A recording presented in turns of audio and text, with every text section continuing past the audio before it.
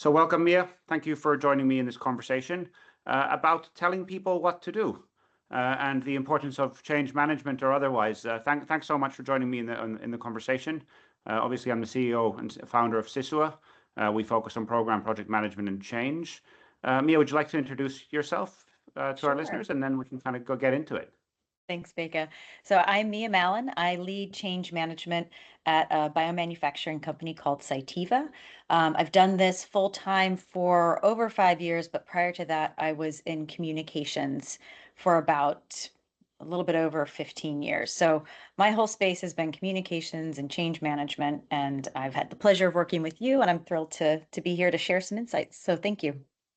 No, thank you so much for joining us. And I guess we should probably start there. So change management, it's all about communications, right? I mean, that's why you fell into it, or is it? Well, it's a big part, right? And that's the piece that we all tend to experience when a business decision comes through and there's change associated with it. It's communications. But there's a lot more behind change management than just communications. It's a lot of, I would say, more subtle things that you don't necessarily see as an employee, but it's building buy-in, anticipating resistance, training people on how to adopt and use whatever the new change, the new system, the new process, the new mindset is. So communications is a huge piece of what we experience in change, but it's not the only aspect. Yeah, and I think in my experience, a lot of change managers show up and people think they are some kind of magic bullet, right? They're going to help truly embed things. They're going to know exactly how the training is done. But that's not really the case. I mean, often change managers don't actually know what the change is, or they don't know what the specific training needs to be. So maybe you could share a little bit about how typically that gets approached and how you tackle some of these problems that organizations face. Sure, and I think it's fair to say that anyone who chooses a career in change management has a fairly high level of being maybe confused or uncertain for a good portion of the time they're working on the project because that's part of, change, right? It's uncertain. We don't always know exactly, we know where we want to go. We know the goal we want to achieve, but how we get there, especially in complex organizations that, with change is constant both inside and outside, it's not always a clear, well, I do this and then that and then this and this will get me my desired results. The way we typically approach it is asking a lot of dumb questions. The best skill you can have is compelling people to explain, well, why are we deciding to do this? What's the benefit? How is the organization going to get better as a consequence of this business decision? And then the next logical question is, well, who's really affected by this change? What do they need to do differently? How significant of a change is that from what they do today? And how much resistance are we going to expect? Because that's a big component of change. We like where we are today. It's very comfortable. And typically, even something that looks appealing in the future, that change that's associated with it is intimidating and scary. So we spend a lot of time really pushing the project team, the leader who is, saying this is the change, I'm kind of deciding, I'm authorizing what this change is. We spend a lot of time interviewing them like a journalist, asking questions, and really getting them to a very clear, coherent, plain spoken explanation for why this change is necessary and the benefits. And once you get through that piece, you should have, something that you can slide across the table to your mother-in-law that explains why this new ERP system is so important, not because she cares about the ERP system, but it's something that even someone who isn't involved in the project or the change can understand. And that's really the key starting point. And that's why, kind of back to your first question, well, I think there's so much there's such a strong association between change management communications. It's kind of the key starting point, and that leads you to the next piece, which is, who's affected, how do we need to support them in change, and then actually getting on with it as a consequence, whether that's training like classroom or taking them out of their office and dropping them into a manufacturing space so they can experience what it's like to have to build locomotives or biomanufacturing equipment, et cetera. And I love that concept of making I guess, the complex simple so your mother-in-law can understand it. I'm going to use that later in life because I think that's it, right? Some of these changes are so complex that nobody understands them when you start off with things. And I think in change management, at least as consultants, and I'd love to hear your view, we get a lot of resistance just coming in as change management, right? People don't believe that it's necessary. People don't believe that it's actually going to help them. Do you encounter that resistance as an internal change lead, and do people pull you in proactively, or is it more a case of you have to go in and convince them first that change is actually necessary? Well, I think I'm in a very special and kind of privileged position that in my organization, change management is recognized intuitively as something valuable. Our leaders understand what it is, and they critically get that the earlier you bring in and start thinking about, okay, what do we need to do to help our people move through this change? You know, that's essentially change management, is how do you help humans adopt and use something new? So I don't need to do a lot of selling or convincing. It's more my challenge is how do I source and supply and support all the demand we have. But I know that for a lot of my peers in this space, it is a challenge. And I think the key way that you can kind of overcome that is help people with just basic examples and have them make it about them. Ask them, well, tell me about a change that happened to you at work that was really difficult or went poorly, and what would have made it better. And I absolutely guarantee you that what they say, what would have made it better, that's that answer, that's change management. And 9 out of 10 times it's communication. I wish I had been involved. I wish someone had asked me my opinion. I wish someone could have spent a little bit of time helping me practice. All of those things, the communication, the feedback loop, the practice, that's change management. It's not a mysterious thing. I always say the dirty secret of change management is that we're all experts. It's just sometimes we don't take the time to really think about, okay, what do I want to do differently? How does this impact me? And what do I need to do to get to a state where I'm proficient in this new skill or this new mindset that I've been asked to adopt? And so for those that are really struggling, just turn the question back onto your doubters and ask them about that change they struggled with and what would have made it great. And you'll end up finding someone that realizes, oh, maybe this is a help for me and I can understand how you can support me in this project I'm working on. And I suppose in my experience, a lot of the times when change managers do go in, they uncover things that the rest of the team in these large transformations have missed, right? There's a process missing, or there's a role missing, or Yeah. people just don't understand what's going on, because people just haven't thought about it. So I think there's a discovery piece here that gets automatically generated through that interview process. So it's quite fascinating, right? In terms of when change management is done well, Yeah. it really does make a real difference. But let's talk about then Mm. leadership's involvement in some of this, right? Because Yeah. I suppose you say, communication is the key here, but Hmm. often there are leaders out there that actually undermine change efforts a little bit in terms of perhaps creating a stressful environment, or perhaps being too impatient around what's happening with the change. Why is it not adopted yet? Why is the training not there yet? Those kind of things. So can we talk about a little bit about that? Have you seen that kind of thing in your career, and what can you do about it?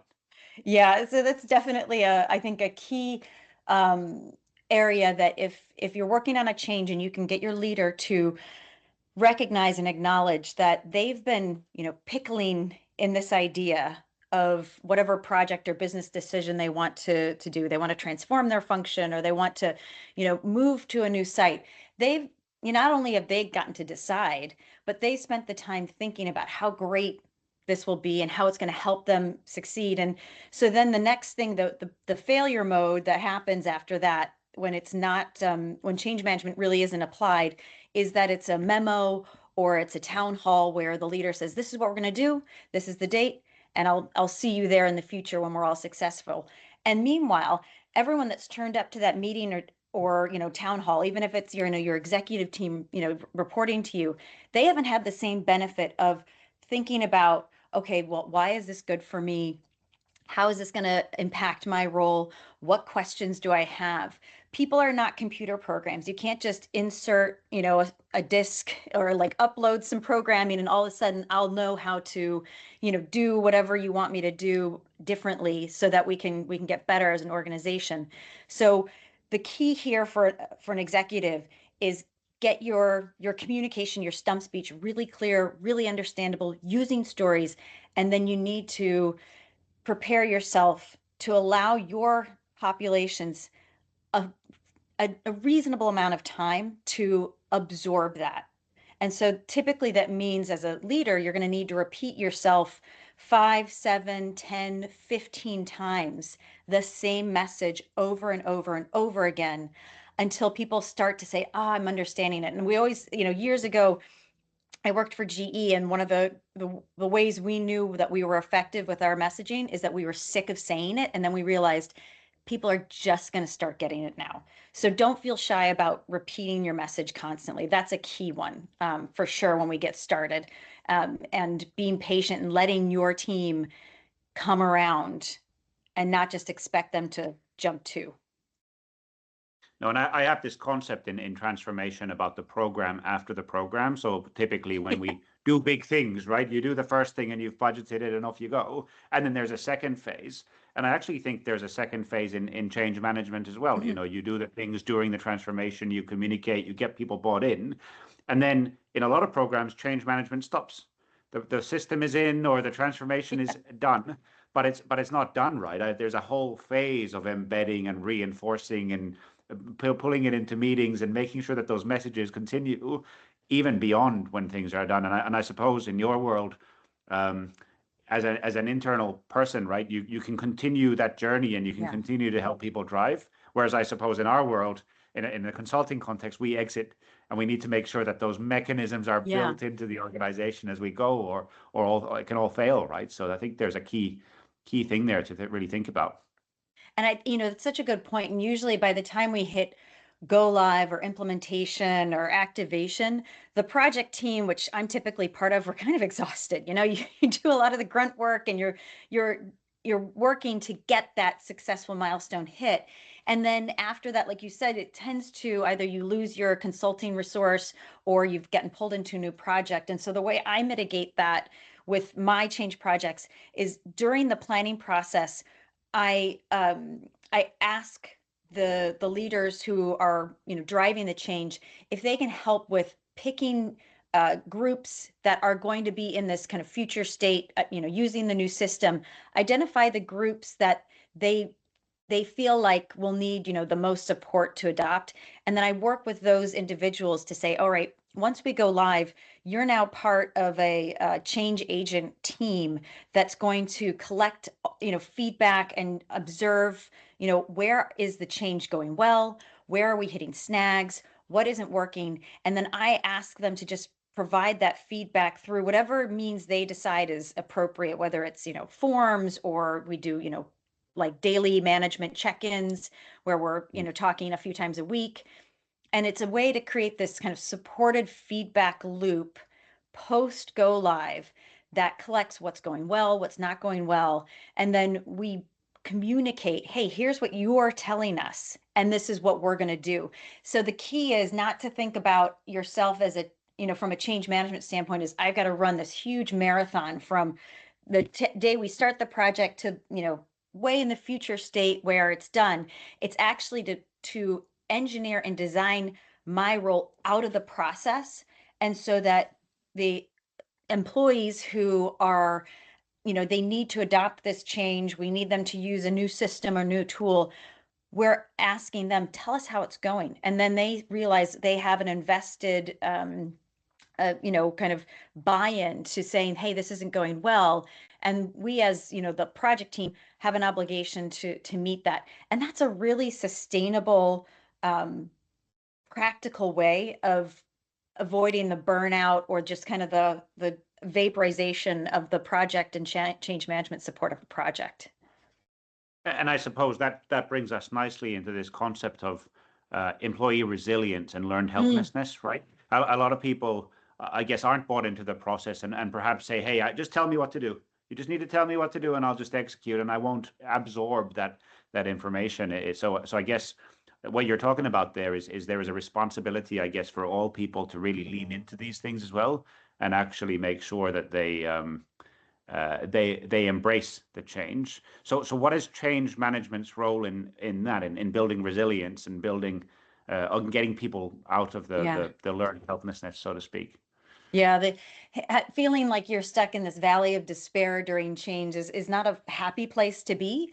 But oftentimes with a lot of projects where you haven't maybe necessarily engaged the people you're impacting, it's kind of where you leave them in change. And so the way that I work about going to through these change projects or these business projects with change involved, and thinking about how do we support people and their resiliency is really about, one, when we talk about the change that's happening, we make sure to not kind of ignore what isn't changing. So it says, what is changing is important, but you also need to help people understand, well, what stays the same.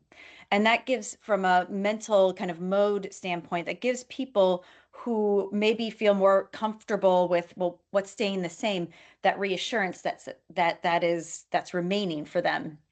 And then the other piece with the resiliency and helping associates feel comfortable in how they move forward is having that dedicated feedback loop in terms of where things are going poorly, how do we address those, and normalizing confusion, stress, resistance, making those kind of maybe icky things of change actually normal. And I always like, I believe that, Stoics said it perfectly when they said, the obstacle is the way.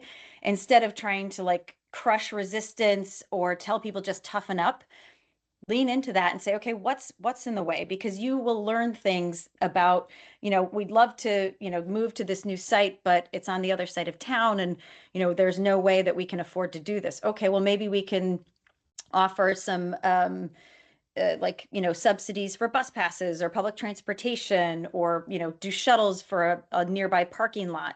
So those kinds of that helplessness happens when people don't feel like they have a way to participate, and they also don't necessarily feel like they've got a leadership team that's willing to hear the unpleasant parts of change. Yeah, and I think that brings us nicely into the interrelationship between project management and change management. So my experience, personal experience, is a lot of project managers don't really understand change, and they are those bullhorns that really just drive things through. On the flip side, you have a lot of change management professionals who ignore some of the project milestones in Yeah. terms of how fast they need to go, right? So my philosophy as CISO is we try and blend the two, right? We now have the battle Yeah. scars from both, and we try and push things forward to mitigate some of those things. But I guess what are some of the call outs that you might have in terms of that interrelationship, or any of the challenges that you've seen, and how would you tackle those? Yeah. I mean, I think of change management and project management like chocolate and peanut butter. They're a great combo, and they're good on their own, but they're Are they? better together. At least if you're into that, think of your favorite flavor combination. So where I've seen and it's really simple things, where I've always gotten off on a good foot with my project management partner is having a very kind of open conversation where I share, this is my expectations of you, and likewise, they share their expectations of me. And it's done in a way that is not, kind of adversarial. It's like, let's just discover and see where we might be misaligned. And that starting point, that communication, and I always go back to communication, but that candid communication about expectations, and then clarifying the points of friction, and then deciding, okay, how do we want to work together? Where can I help? What do I need from you? What do you need from me? That starting conversation is key. Where it's gone poorly is when we don't take that time to just have our kind of own orientation to each other. And there's just a lot of assumptions that, well, change management's just the soft stuff, and project management's just worried about, budget and timeline. And those assumptions lead to conflicts and frustration and clashes that ultimately, doesn't serve anyone. And so it's really important to have that starting conversation and acknowledge we might not fully understand each other. So let's just take a half an hour to get to know and understand where our expectations may be aligned or misaligned, and then talk about how we want to address that for this particular project. And that I've always walked away better for that. And I've always had really good, productive relationships with the project managers because we've just taken that time to have a chat. No, that's brilliant. That's great. And I guess for our listeners and this conversation, I mean, what are the kind of 2 to 3 key takeaways that you would like people to take away from this conversation? And I guess any key advice that you think they should consider when thinking about, do I deploy change management or not? Sure. So the first thing is bring change management in early in your project at the very start. They won't necessarily, your change management resource is going to be there to observe, to ask questions.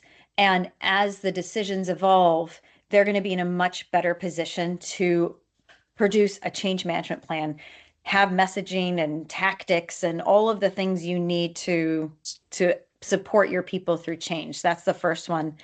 The second, communications isn't the only thing of change management, but it is, I would say, the keystone to success for change management. And the more you spend on your message, the more time you spend practicing communicating. And I mean, really practicing, finding a pal to say the messages to have those difficult discussions, the better off you'll be in communicating. And the third is try to embrace the resistance that people will inevitably produce and respond with when you say, I want to change something. That resistance is so helpful because inviting it in early helps you identify potential issues in your implementation. And that kind of invitation to share what's not working, what's confusing, what are you concerned about early on helps build your employees' openness to what you're presenting. We all tend to enjoy projects more when we can participate rather than just sitting as a passenger, kind of going along with things. So that would be the key. Involve change management early. Practice your communications and invite the resistance in to help you actually achieve your project faster, more successfully. Oh, that was brilliant. And thank you so much for this conversation. It was a real pleasure. And thank you so much for taking the time. Oh, Pekka, this was a treat. I really appreciate it. Thank you so much.